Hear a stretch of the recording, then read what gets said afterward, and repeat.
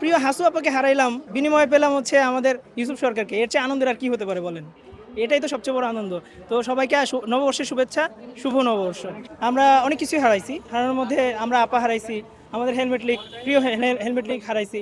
তারপর হচ্ছে আমাদের গণরুম গেস্ট রুমের যে অত্যাচার ছিল সেটা আমরা খুব ভালোভাবে হারাইছি।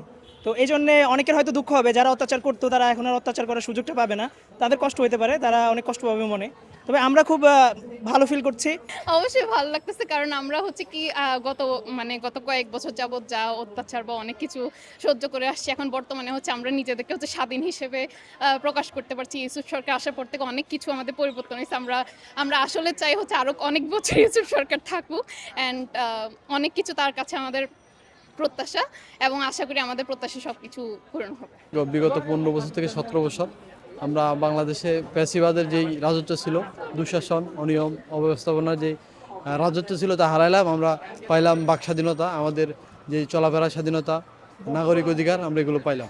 বর্ষবরণের এখানে যে দেখলাম, যা পেলাম যা হারলাম, মানে আগের বছর যা হারিয়েছি আর এখন যা পাচ্ছি আমরা, তো সবাইকে দেখছি বেশ উৎসবমুখর পরিবেশে অনুষ্ঠান পালন করছে, বর্ষবরণটা পালন করছে। তো সবার মুখে হাসি দেখছি। এই পরিবর্তনটাই চেয়েছিল হয়তো দেশের মানুষ, হাসি খুশি থাকার জন্য, যেমন সামনের নববর্ষগুলোতে যেন সবাই একসাথে ভালো থাকে, হাসি খুশি থাকে, এটাই কামনা। বান্ডেল থাকলে প্রতি সেনমানিতে টাকা বাঁচবে। বিকাশ সেনমানি বান্ডিল কিনে জিতুন প্রতি লেনদেনে। ইউসুফ সরকার যে আমাদের জন্য যে বিশেষ অবদানগুলো রাখছে, আপনি দেখবেন যে তিনি অল্প সময়ের মধ্যেই বিভিন্ন চীনে, তারপর ইন্ডিয়ার সাথে তার যে সফরগুলো ছিল, তার যে বৈঠকগুলো ছিল, সেগুলো বাংলাদেশের জন্য অনেক গুরুত্বপূর্ণ ভূমিকা রাখবে আর কি। এছাড়াও বিভিন্ন সামিট হচ্ছে, যে বিজনেস সামিটটা হলো, তো এগুলো বাংলাদেশের জন্য আশা করি যে খুব ভালো একটা ভবিষ্যৎ নিয়ে আসবে।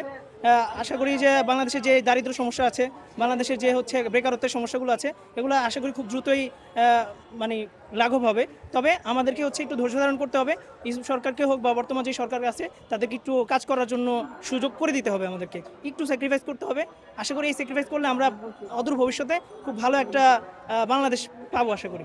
নতুন বছরের প্রত্যাশা আমাদের, আমরা দেখতেছি যে অভ্যুত্থান পরবর্তী সময় আমাদের যে প্রত্যাশা নিয়ে আমরা অভ্যুত্থান করেছি, বিপ্লব হয়েছে, সেই অভ্যুত্থানের যে আকাঙ্ক্ষাটা বাস্তবায়িত হওয়া, যেমন চাঁদাবাজি, লুটতরাজ, সন্ত্রাস, দর্শন, এগুলো দূরীভূত হওয়া সমস্ত কিছু। আগে আসলে কিছু কালচার ছিল, গেস্ট রুম কালচার বা পলিটিক্যাল ভায়োলেন্স, শিক্ষা প্রতিষ্ঠানগুলোতে যে সন্ত্রাস ছিল, ওইটা অনেকটা কমেছে।